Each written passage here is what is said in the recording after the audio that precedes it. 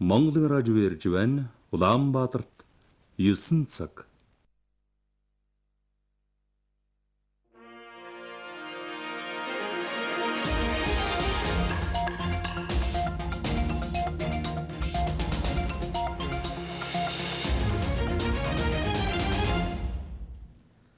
Хурд агентлаг мэдээлж байна. За сүүлийн жилүүдэд төрийн байгууллагад ажиллах хүсэлтэй ажилгүй иргэдийн тоо нэмэгдсэн байна. Энэ жилийн хувьд хөл хорой тогтоосонтой холбоотой төрийн албаны шалгалтыг тодорхой хугацаагаар хойшлуулад байна.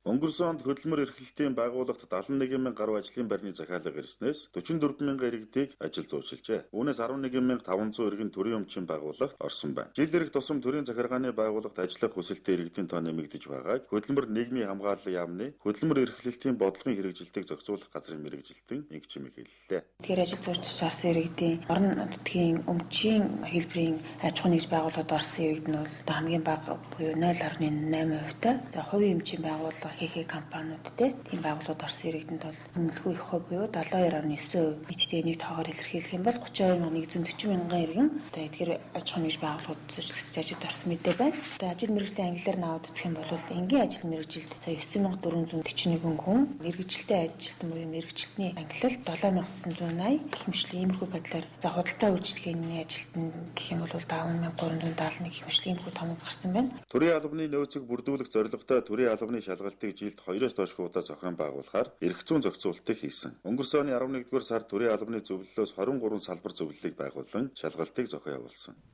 Хурд агентлаг мэдээллээ.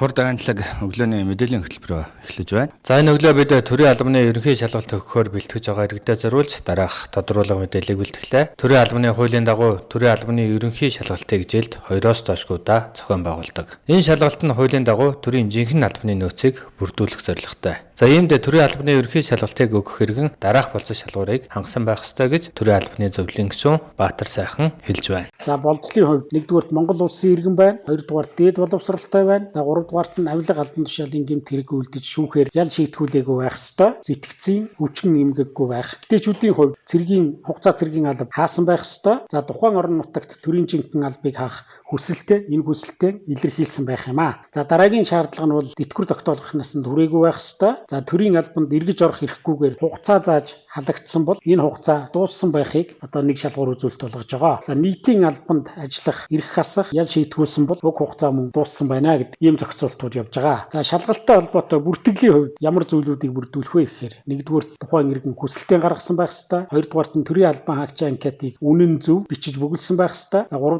нь холбогдох бичиг баримтын хуулбарууд байх ёстой. Үүнд нь юу авах вэ гэхээр иргэний үнэмлэх, боловсролын бичиг баримт, мэрэгшсэн одоо сертификат гэрчлэгээ орно гэсэн үг. За дээр нь нэмээд тухайн иргэний чэд зураг байх ёстой. Үйлчлэгээний зардал төлсөн баримт байх ёстой. За цэргийн алба хаасан тухай цэргийн үүрэгтний үнэмлэхэнд тэмдэглэгдсэн байхыг шаардана. За дээрээс нь хөгжлийн бэрхшээлтэй иргэн байх юм бол хөгжлийн бэрхшээлтэй байдлыг нотолсон бичиг баримтын бүрдлийг хангасан байх ёстой. За бүртгэлийг шалгалтын тав зарлагдсан өдрийн өглөөний Улаанбаатарын цагаар 9 цагаас эхлүүлж 30 хоногийн хугацаанд захимаар явуулна. Энд иргэд маань нэг зүйлийг анхаарах хэрэгтэй. Иргэний хуульд хугацааг хэрхэн тооцож болдог вэ гэж заасан байдаг. Тийм учраас хугацаагаа одоо яг заасан цагаараа явна гэж ойлгож болно. Комиссоос шаардлагатай гэж үзвэл бичиг баримтыг магадлах зорилгоор нэмэлт материал шаардах, шалгах, бүрдүүлэх ийм эрхтэй байдаг. За захин бүртгэл бүртгэгдсэн тухай баталгаажилтын хуудсыг одоо хэвлэж авснаар иргэнийг шалгалтын бүртгэл бүрэн одоо найдвартайгаар тэнцэн тооцож болох юм аа. За бүртгэлтэй холбоотой гомдлыг ажлын 10 өдрийн дотор тухайн салбар комиссдон гаргаж шийдвэрлүүлж болно. Комисс гомдлыг 3 өдрийн дотор эцэслэн шийдвэрлэнэ. За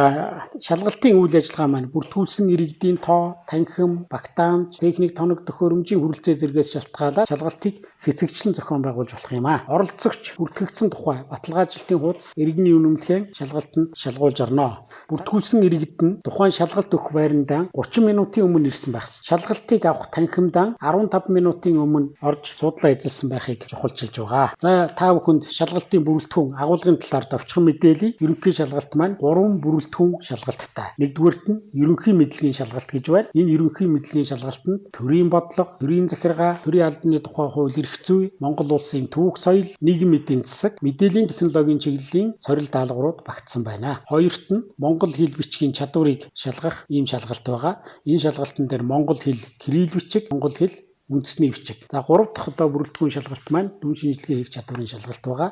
Энд нь бол сэтгэхүйн чадамжийг сорих, өөрөөр хэлэх юм бол логик сэтгэлгээг бүрдүүлэн гаргах ийм шалгалт байх юм аа. За шалгалтын агуулга үнэлгээний хугацааг бас та бүхэнд танилцуулахгүй болохгүй бах. Ерөнхий мэдлэгийн шалгалтыг 55 хүртэл оноогоор үнэлнэ. Хурд агантлаг та бүхэндээ мэдээгээд болголаа.